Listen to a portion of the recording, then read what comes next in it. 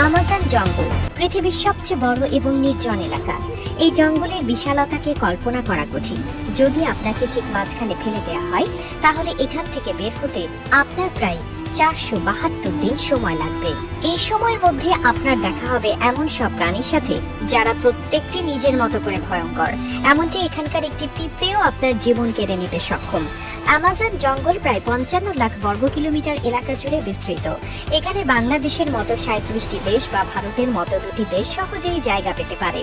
8টি দেশের মধ্যে এই জঙ্গলের বিস্তার রয়েছে: America, Brazil, Peru, Colombia, Bolivia, Venezuela, Ecuador এবং গায়ানায়।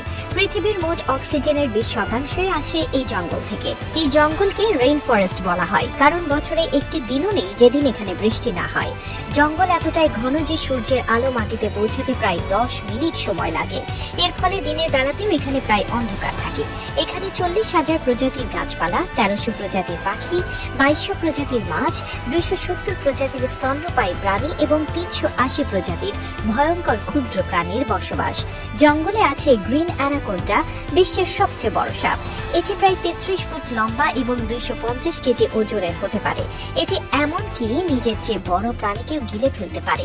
এখানকার বুলেট অ্যান্ড পিঁপড়ের কামড় এতটাই যন্ত্রণাদায়ক যে মানুষ সেটিকে বন্দুকের গুলির মতো অনুভব করে। আমাজন নদী পৃথিবীর দ্বিতীয় দীর্ঘতম এবং জলপ্রবাহের দিক থেকে বৃহত্তম। এই নদীতে প্রতি সেকেন্ডে 2,19,000 ঘনমিটার জল প্রবাহিত হয়।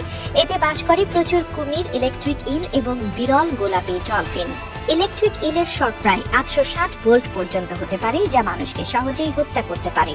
জঙ্গলে একটি ফুটন্ত নদীও রয়েছে, যার পানির তাপমাত্রা 90 থেকে 100 ডিগ্রি সেলসিয়াস পর্যন্ত। নদীটি পেরুতে অবস্থিত এবং বিজ্ঞানীরা এখন এর কারণ খুঁজে পাননি। এছাড়া জঙ্গলে বাস করে 600 এরও বেশি আদিবাসী জনগোষ্ঠী, যাদের অনেকেই সভ্য জগতের সাথে পরিচিত নয়। আমাজন শুধু একটি জঙ্গল নয়, এটি এক অপার রহস্য। এর প্রত্যেকটি অংশই প্রকৃতির শক্তি এবং রহস্যময়তার প্রতীক। তাই আমাজন রেইন ফরেস্ট সম্পর্কে জানতে গেলে আমাদের প্রকৃতিকে সম্মান করতে শেখা উচিত।